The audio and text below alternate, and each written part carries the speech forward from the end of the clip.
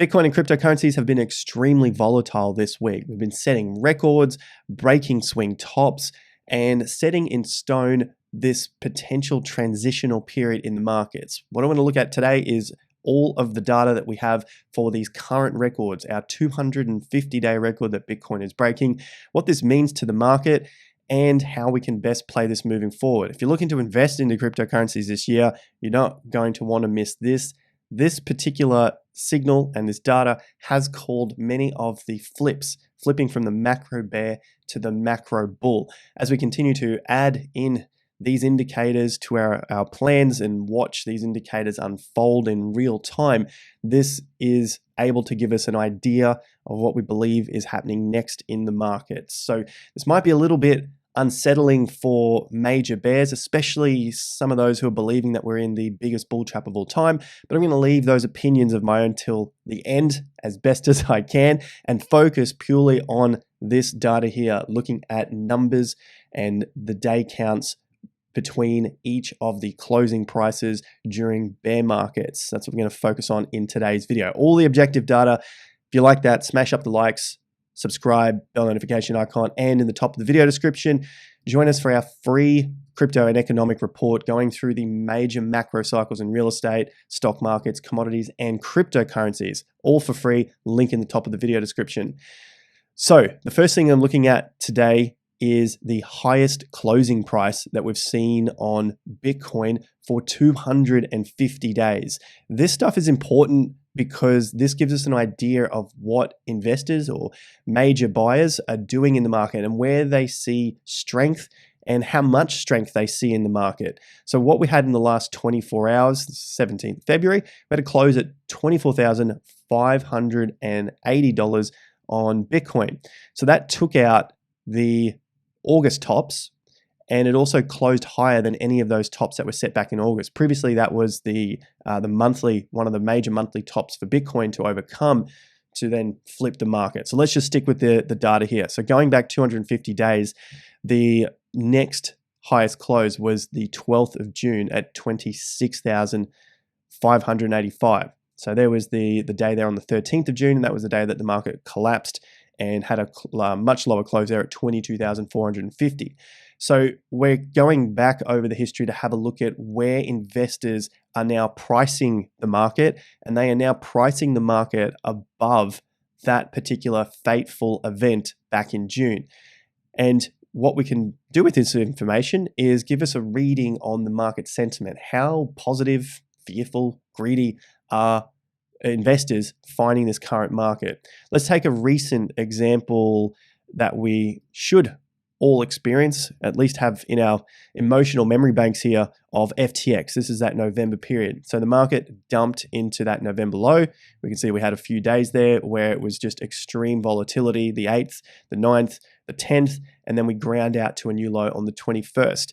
And so that took a reasonable amount of time to overcome, especially if we were still sitting in the market this area. This almost felt like an eternity. But if we take a measure of days from that top to where the market was able to close above it, it was 67 days. So that's not a bad day count, as we'll see in just a minute, but we really want to have a particular day count close to close, because that gives us the underlying strength of the market telling us that it is starting to find more strength in the market, and it's finding it at higher prices and at longer periods of time as well. So that's the close that we just had in the last 24 hours, something pretty significant here. 250 days ago was the last time we were able to close this high.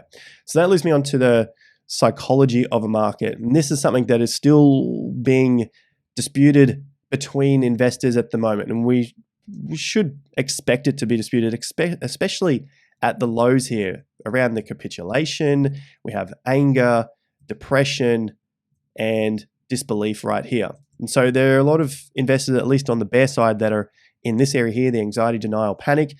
That's on the bear side. On the bull side, it could be anywhere between sort of anger and depression, mostly around that depression into disbelief, I would say. So this gets into the more subjective views. We'll look at this as well as the objective stuff, just to give us an understanding of what people might be feeling. So we've got the data that we can look back in terms of the days. So we're going to look at this area here. This is potentially the disbelief. This is a sucker's rally, and basically looking at how long this period goes on for before people start to flip and finally realize that maybe it's a hope or it's optimism. So going back to the day counts here, and we're at 250 days in terms of the close from yesterday to the previous highest close. Now, I've got all of the data here going back across Bitcoin. We've also bounced above the logarithmic downtrend, that bear market downtrend, and hit it as pretty solid support as well. So that's a pretty good pattern in price there.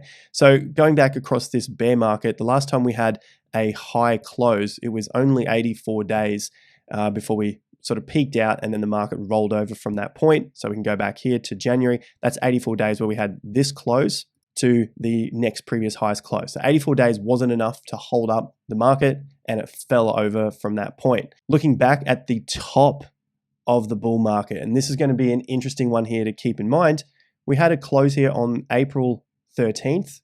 That was the highest close at the time. So that's going back to April in 2021.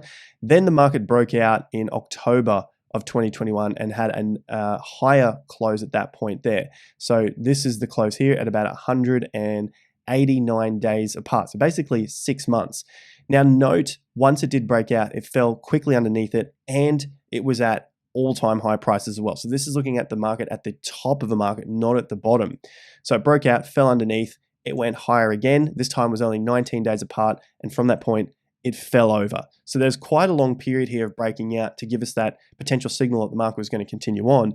But the weakness that showed up here is that the market was not able to close above these levels for more than 1 to 2 days. It fell quickly underneath that. So that's something to keep in mind, especially at highs. This is a really, really big signal for the bear side. Now let's go back to the bear markets and how long the market had actually traveled between a high closing price and the previous high closing price. Now I want to go back to the 2018, 2019 bear market. We're looking here specifically at November 2018, and then moving forward, we can see it's this one's 170 days. That goes through to May of 2019. So 170 days.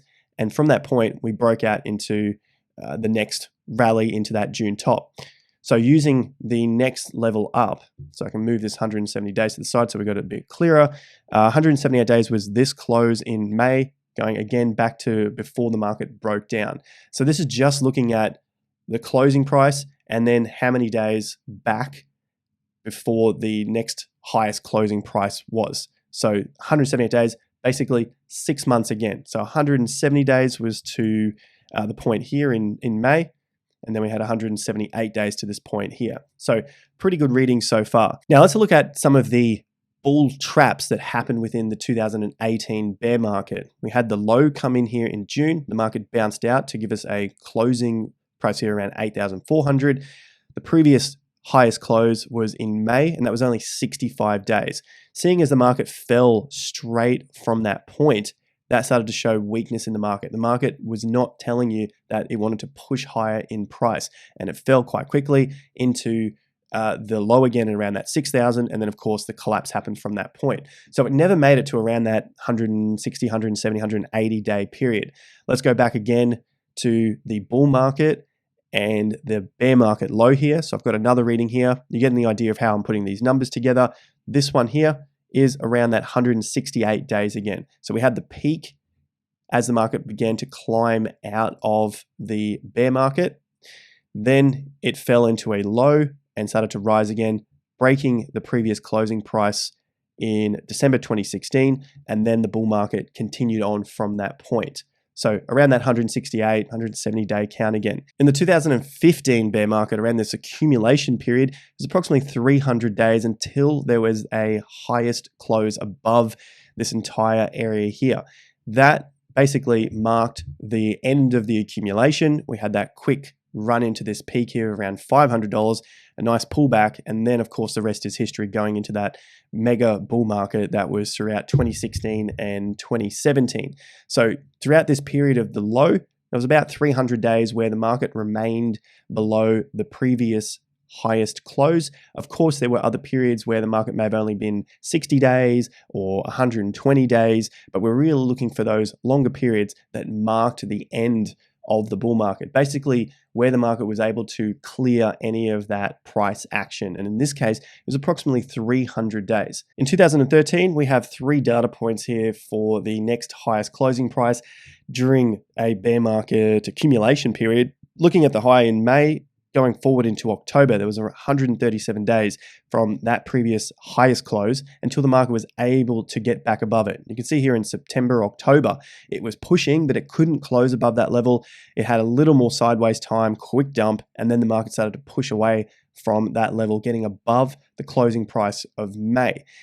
Moving forward again, 177 days. You can see that similar pattern that's coming up here, around that 170, 180 day period, basically a 6-month period in the market between the highest closing price and then the low and then the next highest closing price before the market starts to move away quite quickly. So the 177 days. Going to the peak here, so that's in April 2013, closing price of $229. Market pushes away in November 2013, 210 days, dead on 7 months. It's able to close above at that time, the all-time highest close. And then you can see that how fast the market was able to push away from that point.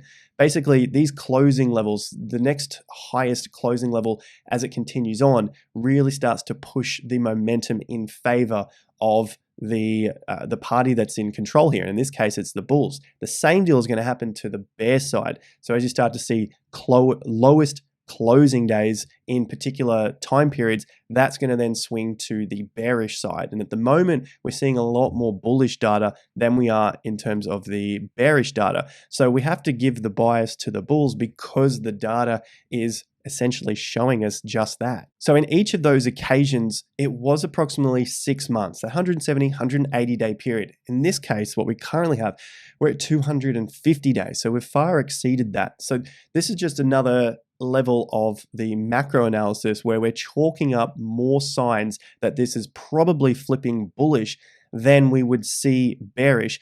And even if we do see some downside, it's probably getting far more unlikely that we would start to see any sort of breakdown of 15K. Of course, this is the market. Nothing is impossible. Here's your up, down, sideways answer.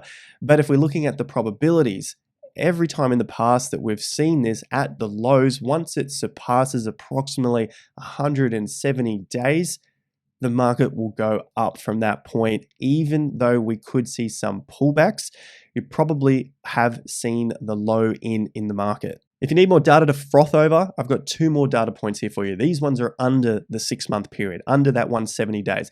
Only just, in this case, 166 days.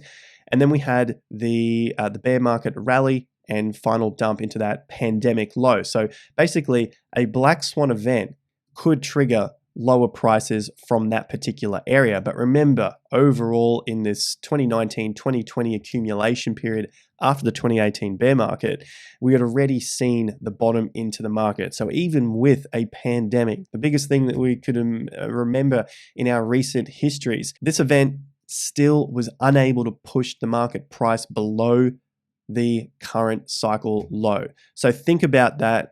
Hold that in your memories moving forward into this particular move.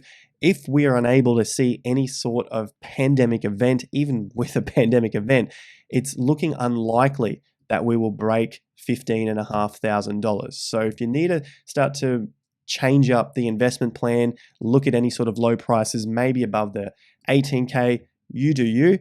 But the data that we're looking at from what Bitcoin has shown us, what the Bitcoin investors, the buyers, the smart money, the big money have shown us time and time again, once we break around this 170-day level, it's most unlikely that we'll come back and see the cycle low. If you're finding value from the video, let me know. Hit the like button, subscribe to the channel. Plenty more macro cycle analysis coming up so that we can continue to follow up with what the data is telling us and act accordingly and hopefully make some profits in this market moving forward.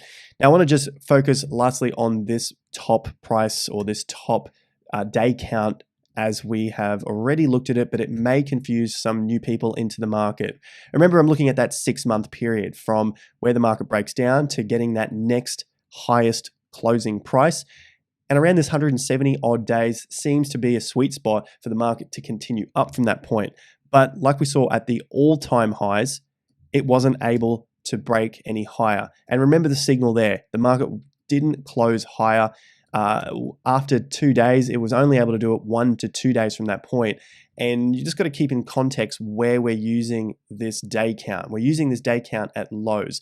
The lows have seen much better hit rates than at the highs. So looking at this particular high level, it could work. It could have pushed the market higher like it did in 2016, 2017. You can see 168 days. It broke higher, continued up from that point.